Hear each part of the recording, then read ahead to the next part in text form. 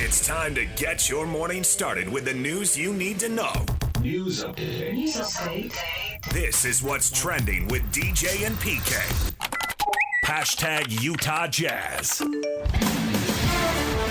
The part that I love and see and feel more than anything is that they're developing this collective attitude that they're in it together. And I've said to you guys before, sometimes with a lot of young players, the concern is that they start to compete with each other.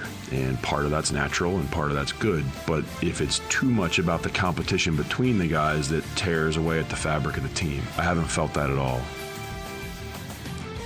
Will Hardy talking about the development of his young players. The Jazz are back in action tonight. They are in New Orleans to face the Pelicans. A big game in the race to the bottom. The Jazz are sitting on 10 wins right now. The Pelicans are sitting on 10 wins right now.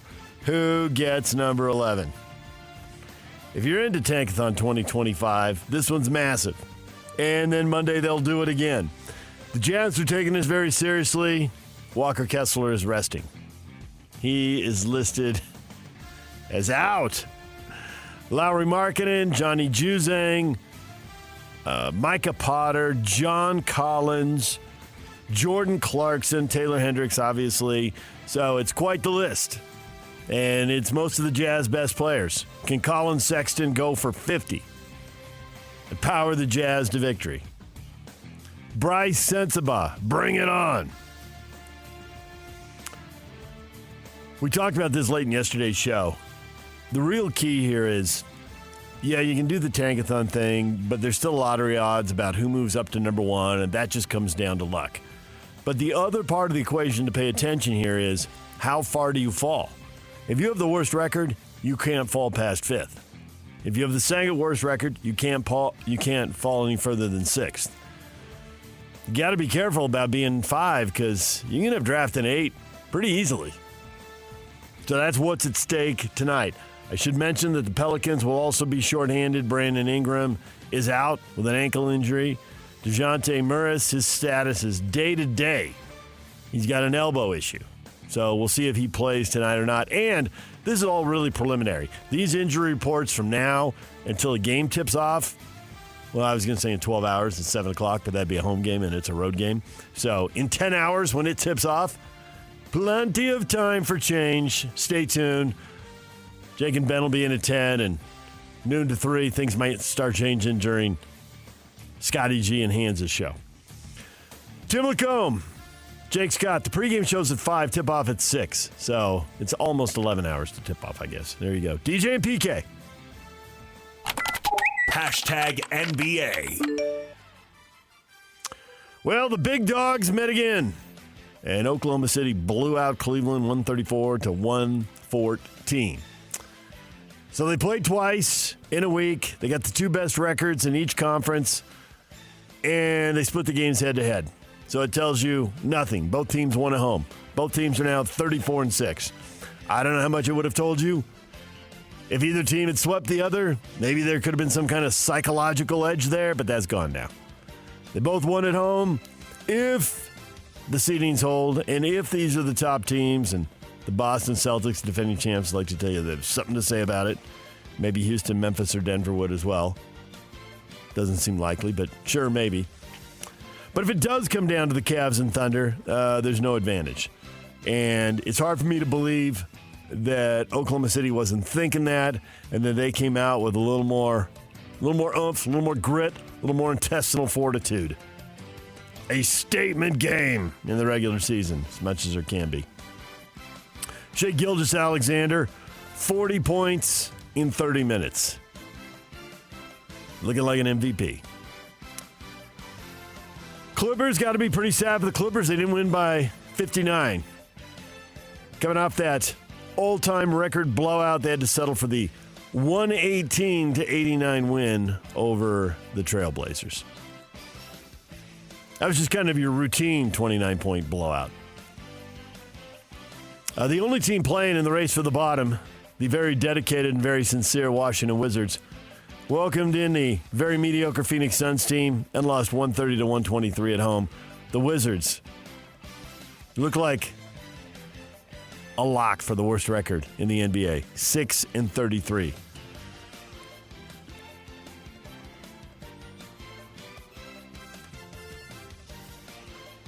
I wouldn't waste my money on this, but what do I know? Maybe they're not wasting their money. Maverick Carter, who is LeBron James' business manager, has been enlisted as an advisor by a group of investors seeking to raise $5 billion to form an international basketball league that would serve as a rival to the NBA. The group, which includes multiple private equity funds, is looking to form a league consisting of 6 men's teams and 6 women's teams playing games around the world in barnstorming style. Per reports. We have the live of basketball on the way. I do think the thing they have going for them, if they can get enough star power, is the hunger for international events. Most leagues, historically, English Premier League, NBA, they're in one country. And now everybody's put their games on TV and streaming all around the world. And there is a real appetite to see these games, even if they're not the best. It's a preseason game and guys are only playing half the game or whatever. People will still pay significant dollars and pack the stadiums. And this is a business, and these are shows. And so we see it with big soccer teams from Europe coming over here in what is their preseason. We see it with the NFL playing regular season games in Europe. But who do they send over there? They routinely send the worst teams. I saw the Giants are going over next year. Really? Jacksonville goes over twice. Good luck. Enjoy that. You know what you don't see doing? You don't see the Dallas Cowboys going over twice. That's what you don't see. You don't see the marquee going. So maybe they don't actually have to get the NBA's best players to have a market for this. Maybe this becomes, instead of a player late in their career going to Europe, they go and do this.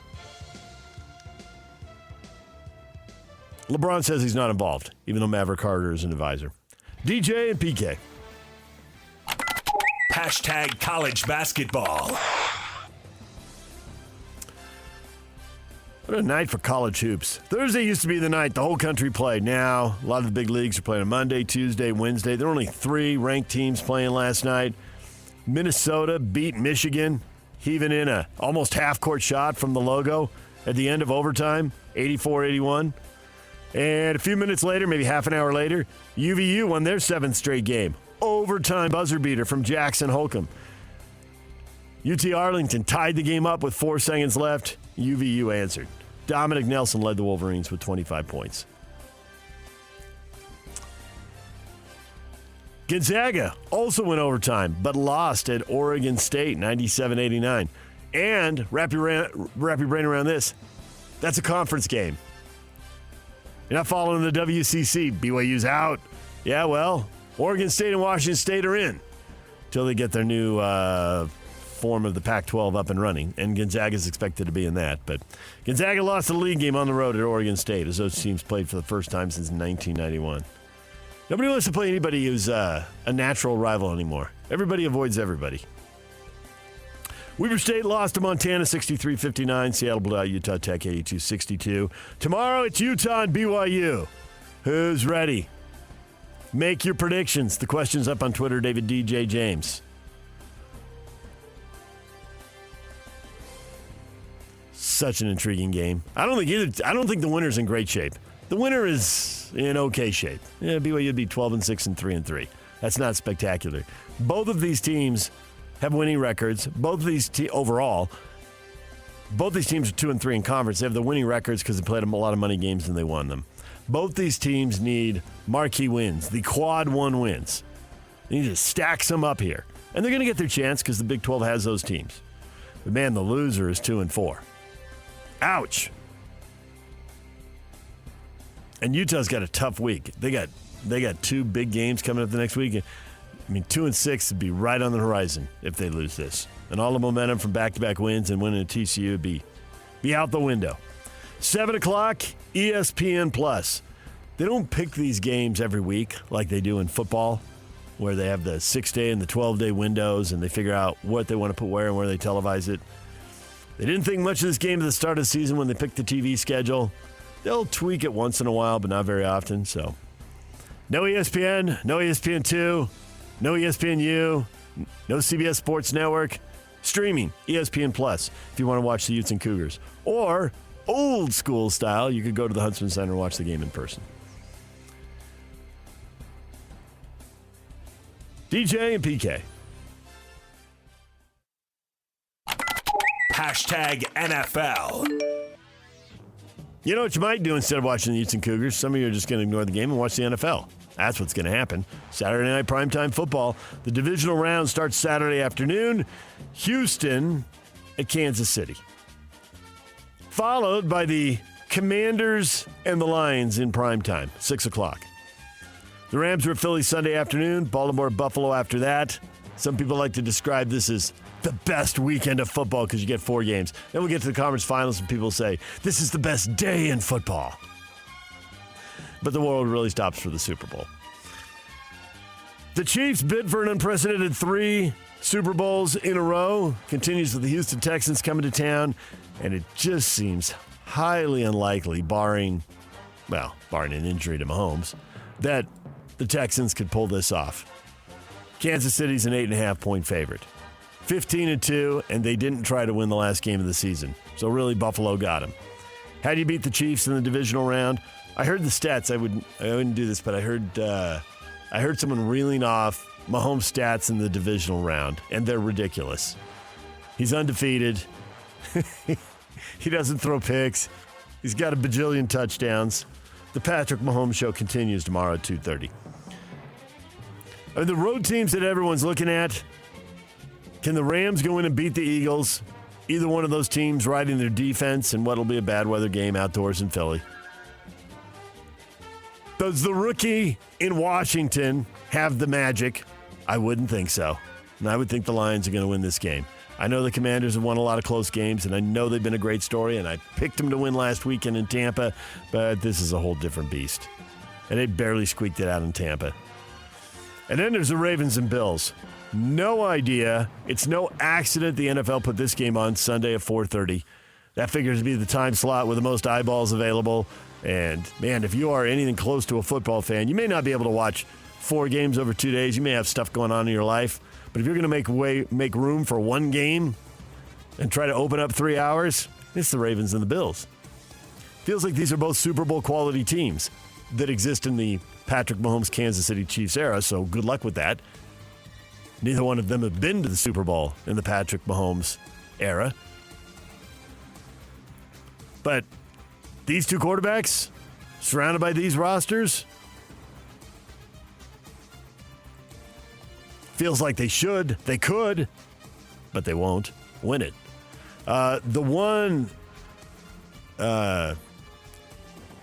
one problem in this game is that the Ravens have had a little injuries at the receiver position, and who's going to be healthy? They don't. I mean, obviously, running the ball is the key, but Zay Flowers is their top receiver, had 1,000 yards receiving, and he hasn't been practicing. Injury. So, run it with Lamar, run it with Derrick Henry, turn those 2 loose. They combine for almost 3,000 yards this year, and see if they can keep the ball away from Buffalo and run their way into the AFC title game.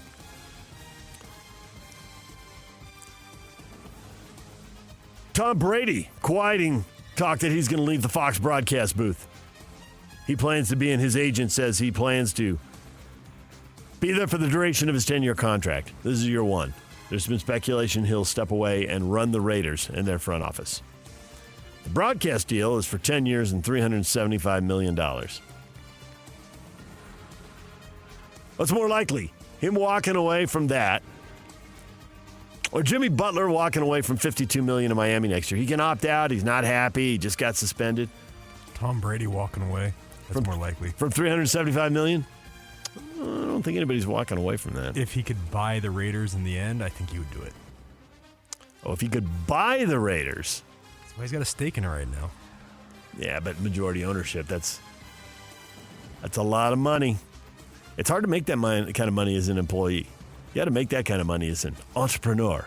He's been a well-compensated employee, but that's a very expensive business to buy. Dolphins have been identified as one of the teams to play the first regular season game in Spain next season. Madrid is going to be hosting the game. So it'll be the Dolphins and somebody. DJ and PK. Hashtag college football.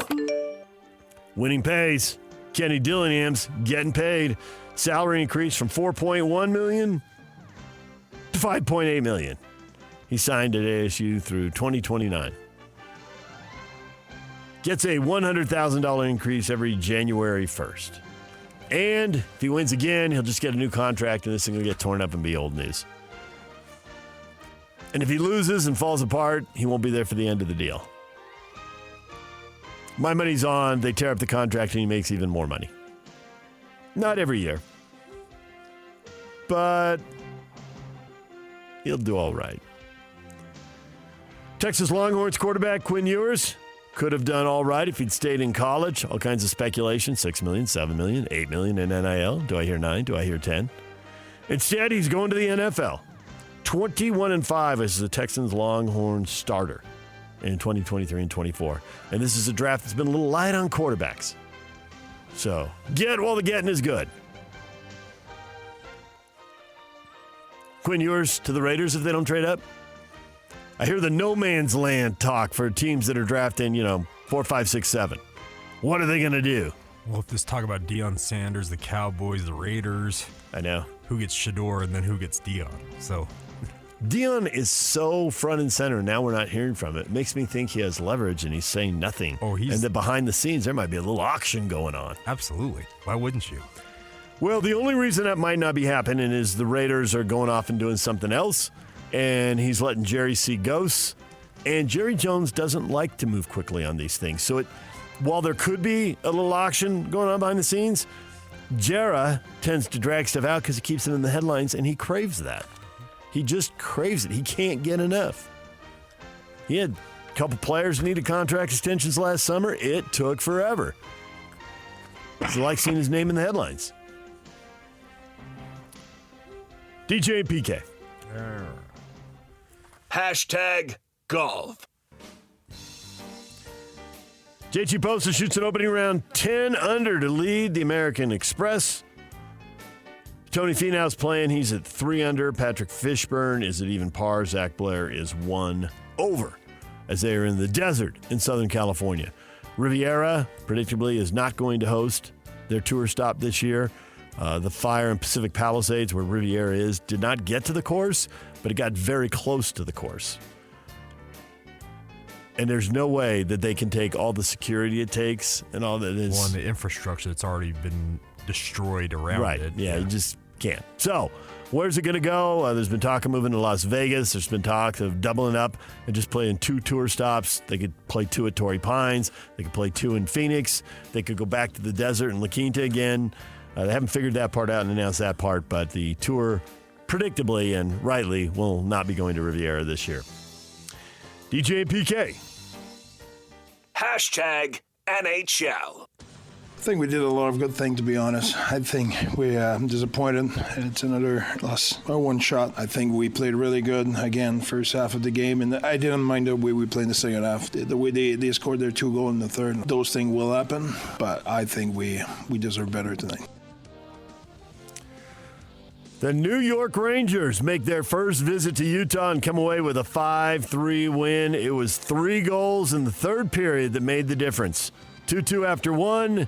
Utah had the lead 3-2, but closing out has been an issue. And sure enough, it was again. That 5th goal was an empty netter, so got to set that one aside. But nonetheless, not a good start to the period. 3-2, let's go out and protect that lead, get a goal, put this thing away, and they gave up a goal in 28 seconds, and there went all the momentum, and there was that. And we're done. 5-3, the final. Rangers win. Utah drops to 1-4 on this homestand. This homestand is turning into a disaster. St. Louis Blues tomorrow night at the Delta Center. Another team that's got about the same record as them, very similar type of season, very similar type pressure at this point in the season. The difference is the last 2 teams are in the East, so this one is the proverbial 4-point swing going against the Blues. Pregame starts at 6 o'clock. The puck will drop at 7 tomorrow night. Right here on The Zone. What is Trending is brought to you by Shamrock Plumbing. There's no job too big or too small. Get the personal touch with Shamrock Plumbing. Coming up, David Locke, radio voice for the Utah Jazz here at 8 o'clock in advance of the game with the Pelicans. Kevin Graham, talking football, talking playoffs at 9 o'clock. DJ and PK, through the magic of radio, we are talking changes. Times are a-changin', and that is next. Stay with us. Accessing. This is Hans Olsen and Scotty G. The general manager for the Utah Hockey Club, Bill Armstrong. Every game, we're living and dying in the fact that we want to stay in the race, so every game is life or death. So the boys are dialed in and ready to go out there and fight. So it's been pretty exciting. And let's be honest, we got great fans. Anytime we can play at home, it's sold out. It's a great environment. People are going crazy. Like, how could you not want to play hockey in the middle of January in Utah? Catch Hans and Scotty weekdays from noon to 3 on 97.5, the KSL Sports Zone. Good morning, DJ and PK. It's 97.5 The Zone. Welcome in on a Friday morning. PK. Yeah. The times, they are a-changin'. Oh, Bob Dylan in the news. How'd you like that movie? It was okay. I liked it. Yeah. I'm not a big Bob Dylan guy, but that's where the influence of my older siblings come in, particularly one, the one who was in education, because that was her generation. In fact, when I got home from the movie last week, I texted her, "Oh yeah, it's the first movie I've seen at the theater in years." I love the blah, blah, blah, blah. And it had a couple of references to where my father in East Orange, New Jersey. Then they talked about Morris Plains, which is up the road in Morris County. So that one, I became a Dylan fan through a guy in college at ASU, of all things, because he was living in Tempe, but like myself, he was a transplant like many, and he was from Hibbing, Minnesota. So all he did was tell you about Kevin McHale and Bob Dylan. And those are, he'd always say, yeah, there's three famous people who came out of Hibbing, Minnesota, and he was laughing for himself. And, of course, Bob Dylan and Kevin McHale, which somewhere in Minnesota, that town Hibbing has always stuck out to me. Yep. And so I did go see that. And maybe for the Cougars, as we get into it, maybe they are changing. So you did go see it, not rent it. I see movies, but we just don't go to the theater anymore. We went to the it's theater. cheaper to sit at home. So what? It's not like it didn't break my bank. I know. It's kind of, I don't want to put on a jacket and walk all the way out to the car. I went and got a haircut, and then my wife met me at a theater that was close by, and it was like a 3:30 showing. No. And feasted on popcorn. Popcorn for dinner. That you bring it up, there was a story.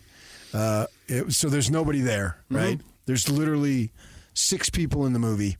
And so we get assigned seats, and we walk in, and there's an elderly lady sitting in our assigned seat.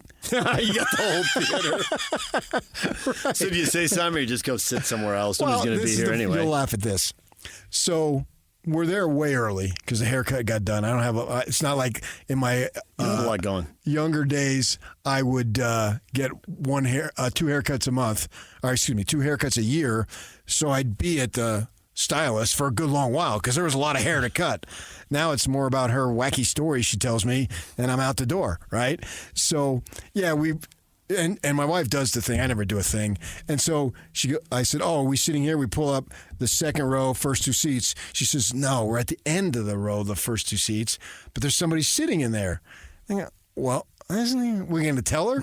And she says, "No, let's just sit in these first 2 seats. Right when you come in and you turn right and you start to walk up, boom, we're right there." Well, sure enough, we're sitting there waiting for the movie. The previews are showing.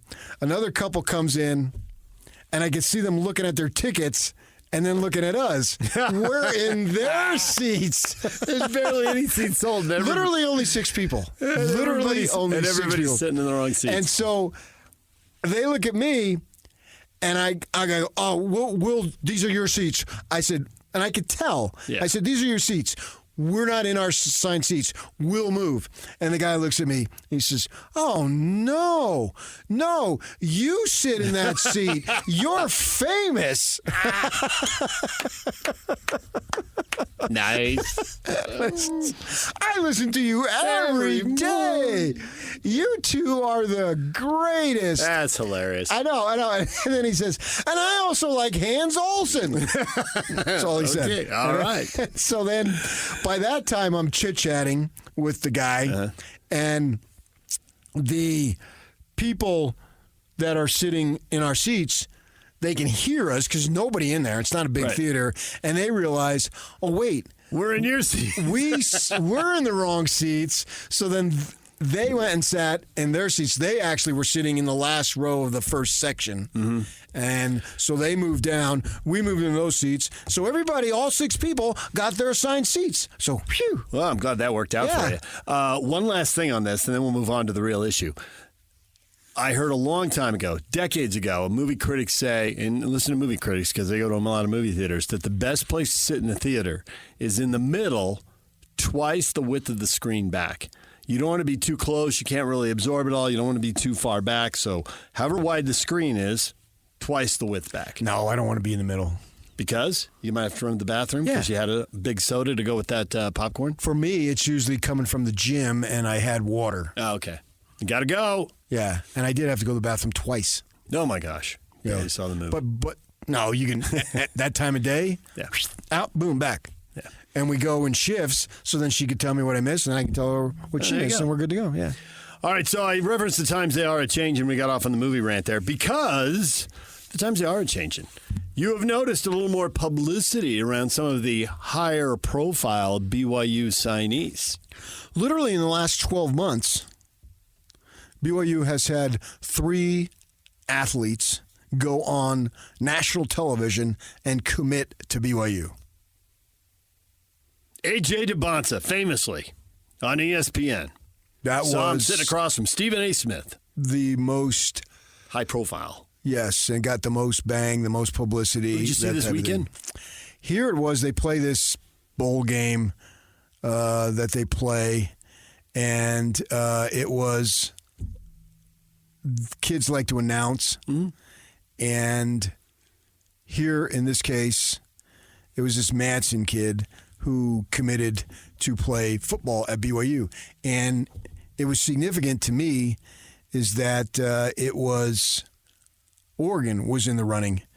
And Oregon, my gosh, they can pay a lot of cash. And he did not choose Oregon. And I was surprised that Oregon did not get who they wanted here. And you think that he definitely preferred BYU over Oregon, or is there a chance that Oregon had cooled on him and he knew that? Or you think this was a slam dunk game winner for BYU? I don't know any of that stuff. Okay. But what I do know is that he had Oregon's hat there. And if Oregon's in the mix for that long, that's good enough. Yeah, it's the All-American Bowl where they do that. So he had 3 hats in front of him. Oregon, BYU, and UCLA. And then he goes there and he chooses BYU. I'm reading out of the Fresno Bee. Few things caught my interest. Being able to play for a school of the same faith and live and practice that daily is an awesome opportunity in itself. I have a lot of family history and connections up there in Provo. Then my relationship with the coaching staff, and I felt the program as a whole is really genuine. Now, he's going to go on a mission. He's a linebacker, but he was a star, 49 tackles, 4 interceptions, blah, blah, blah. Played running back to the Central Division Section Player of the Year, blah, blah, blah. He rushed for 1,200 yards, yada, yada. So I think it's a big, big deal that that BYU got him, for sure. Yeah. Falatel Satuala would be the other one. He's a local kid. And he did that a year ago. So that's 3 times now you've seen these higher profile guys on some type of national stage. It's a good sign. And the times they are changing. Yeah, now he mentions his faith. And DeBonsa is not LDS, so he didn't have that literal religious connection. And Satuala I'm going to assume he's LDS. I don't know that. I'll assume that. I did not know that either. He's local. Right. So BYU historically has gotten local kids, and historically they could have gotten an LDS kid out of California. Noticeable that Oregon was a finalist. And so you got to figure the Big 12 and NIL times have changed. I think that it is heavily Big 12 because, like DeBonza, money's money. He was going to get it. Yeah. He set the threshold you had to get over, but they didn't turn it into an auction at the end, getting every last dollar. No, he's going to have more money than he knows what to do with down the line. So I got to believe the difference is it's not NIL. And the difference is that BYU is paying the NIL, and we thought, well, what were they going to do? Were they going to pay it? Right. So I understand all that, but they've made the decision to pay it. And so be it. Why shouldn't they pay it? I've got no problem with them paying it. That's what it's about for them to be able to have this type of money and make the commitments. So be it. And here we go as far as that goes. And now I've got to believe that the ultimate difference is the fact that they're in the Big 12. And I've got other evidence too. Well, I just can't imagine A.J. DeBonza playing in the West Coast Conference, and I don't think you can imagine it, and I don't think most of our listeners can imagine it. So that's a given. And we've already had recruits on talking about independence, and then they want a path to the college football playoff. And independence, man, that's a hard road. Whereas here, win the league, earn the berth. It can be done. Yeah, we had Andrew Gentry, who is a kid out of Colorado, big offensive lineman, who famously had Jim Harbaugh. He was going to serve, I think, in South America somewhere, but the COVID thing hit, so they relocated him Spanish-speaking in Orem, and Harbaugh came out. It got a lot of run, and he went to Michigan. He was there for 3 years, I think, played 2, and now he's put himself in the portal, and he's going to go to. He's at BYU now as we speak, and he said on our air when we interviewed him that part of the reason was that playing a Big 12, and that's great. It's two things. Obviously, great for BYU. I think it's great for the Big 12 because you can't have everybody running to the Big 10 and the SEC. That's not good for the Big 12. So you need to get more pronounced athletes say, "I want to play in the Big 12." And I think the Big 12, if you have pro aspirations, is plenty good enough. I don't think there's any question about that. So that's a big deal that he did that. And then I think that you have to look at the 9 straight for BYU Utah in football. The majority of that was independence. And there was a huge chasm. Now that gap has been closed. And if you remember going back, they announced it on the Friday that they're going to join the Big 12, played Utah in football the next day, beat them, then they don't play for 2 years, and then this year they're both members of the Big 12, and they beat them again. Granted, controversial by 1 point, but since they had the Big 12 announcement, they haven't lost. 2-0. Yeah. Not a huge sample size, but nonetheless, it's definitely pivotal. It completely resonates with me when a football player says, I want to, independence didn't appeal to me, but being in the Big 12 does because there's a path to the playoff. And it completely makes sense to me when a basketball player says, I want to be in the Big 12 because they have so many elite players and elite teams. You get to go to storied places. You get to play on the biggest stage, and NBA people are going to respect Big 12 basketball. They are. So it's a massive change from the West Coast Conference where you had 2 or 4 good league games a year. And now you have them all the time. And even when they aren't the best league, they're still really good. Okay, you're not the best league in the country. You're second or third. And the way college basketball changes, who knows what next year will bring. Yeah, on and on. It's the league speaks for itself.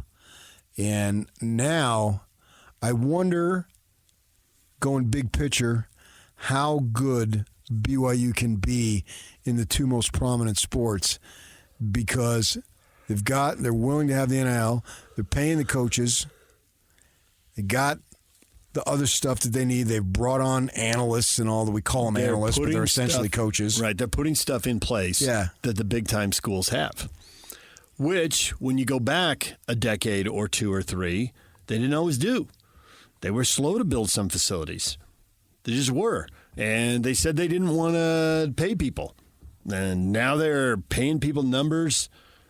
I mean, don't you wish Lavelle Edwards was still alive so we can ask him, Lavelle, can you believe this? Nope. No, I can't. He wouldn't have done the coaches show that he joked on air that he got $75 after that coach show after the game, the day of the game. He wouldn't have walked up to the press box to take phone calls with Paul James. No. He would not have done that. There would be no need. But he laughed with us and said, well, he's getting $75 a show. He had to do it. And he's probably the disposition that he had might have been the only human being who could do that. Yeah. 90 minutes after a great win, anybody could do it. But after a tough loss. And, everybody has tough losses. It's just the way that life goes in sports. That's why Chris Hill said when they made Lavelle Edwards, they broke the mold. Yeah. Just other coaches weren't going to do that, and he did. So from that perspective now, how good can BYU be? Giving a chance to compete, there's nothing that's ever level, but the to Big 12 be looks as level as possible is what you're shooting for, and I think they've got that. Big 12 football looks pretty level. Maybe we'll look back in 5 years and say that wasn't as level as we thought it was. But sitting here right now, it's level right now. It looks pretty level. Yeah, and there were 4 teams at 7-2, which screams it actually is level. Last year at Rice-Eccles Stadium, when the Devils came up and lost 55-3, I was speaking to an athletic official employed for many years at Arizona State, and he said, "This is awesome." And I'm still having Pac-12 grief, denial, whatever, my conference, right? And I'm talking to him, and I said, well, why do you feel that way? He said, because we can succeed. And we were speaking specifically football. We can succeed here in a manner that we didn't there. And they were basically middling. They were good at the start and then had 30 years of mediocrity with an occasional decent team in there, obviously 96 being the highlight, right? And he said there's no powerhouse, there's no established blue blood that has the history. We can be that team that we want to be. And the next year? Nobody saw it coming, but there they are. But to his point, USC is gone. Oregon, with all their money, is gone. They're going to a league that doesn't have Oklahoma and Texas anymore, so... That was one of the more prophetic statements. Yeah. Now, I'm sure he wasn't talking about the next season. And yet, that's how it turned out. And that's the way it turned out. Now, what does that mean? Good for them. That season is over. Can they do it? 3 out of 5, 4 out of 6, whatever it might be. Remains to be seen, but it's there for the taking. That's for sure. I think every team in this league, every single team in this league has an opportunity to win it. And I think that's great for the league. Now, you want that big brand name deal, but maybe somebody can develop. Maybe they could be like when Arizona and ASU left in the late 70s and BYU filled the void, and then they became the big dog in the WAC. DJ and PK, it's 97.5, The Zone. Tune in this afternoon as JJ and Alex interview Utah Hockey Club head coach Andre Torney. During the interview, listen for the keyword Ingram. That's Ingram. When you hear it, be caller number 12 and win a 4-pack of tickets to Saturday's game against the St. Louis Blues. Again, tune in Friday afternoon. That's this afternoon. JJ and Alex on the radio home of the Utah Hockey Club, 97.5 The Zone. Coming up, the poll questions are up. What a great sports weekend. Utes and Cougars, AFC, NFC playoffs. We'll get to that next. Stay with us. Ladies and gentlemen, may I present... This is JJ and Alex. According to ESPN, who put together a way too early list, ranking the best fits for committed transfer portal quarterbacks, how are you going to know if they fit until you actually figure it out? On this list, by the way, now here's where it's interesting. Devin Dampier, you know where he came from, New Mexico to Utah. So Utah on this list has the number 2 quarterback best fit, number 1 on the list. John Mateer, Washington State's quarterback from last year. It is actually less expensive for you to go out and and get that hot offensive coordinator and to get him to pull that quarterback with you than it would be just to go get that one quarterback. The value is tremendous. You get a great offensive coordinator, hopefully. What he's done has worked. Yes, but you see the economics of this? Get a phenomenal hot offensive coordinator and you're going to pay half of what these quarterbacks are going for. Catch JJ and Alex afternoons from 3 to 6. Presented by G2G Bars on 97.5, the KSL Sports Zone. Kid Rock is 54 today, so he's the artist of the day, brought to you by Live Nation. For all the live concerts and events in 2025, check out livenation.com.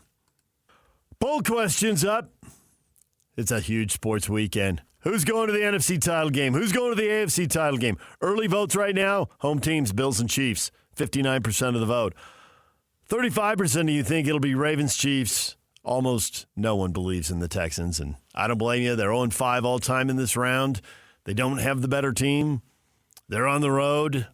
They're facing the man, the myth, the legend, Patrick Mahomes. Why would you pick the Texans? We'll all watch it because if it happens, we love our upsets, but no, come on now. 8.5-point spread in Vegas is the biggest spread of the weekend, so I get why you're all going with the Chiefs. Chiefs and Bills leading the poll. In the NFC, Eagles, Lions, Rams, Lions, it's almost a toss-up. 47% of you think it'll be the Eagles. 42% think the Rams are going to Detroit. About 10% of you are thinking Commanders. It's going to be the Commanders. Washington at Philly, NFC East, meeting the third time. I get why that would be entertaining. Only 3% of you think it'll happen, but I get why that's entertaining. We also have the poll question up. Who do you have Saturday night? 64% of you think the Cougars are going to beat the Utes. And Brad's on the phone because he has to tell us about the Cougars and Utes. Didn't even solicit a phone call, but here's Brad bringing the energy. Brad, good morning. Good morning, guys. How you doing? Good. What do you think? What do you got? I think Utah's going to win. 3 in a row. I think Utah played very good as a team. They played much better. They don't stand around and shoot three-pointers. Boom, boom, boom, boom. Oh, we have a big guy. They don't go inside. I don't care who you are. You got to play as a team, and BYU is not playing as a team, and that Russian guy is not even close being ready for the NBA. He should stay with AJ, build together, but you know what? Utah will win. It's not going to be a holding call.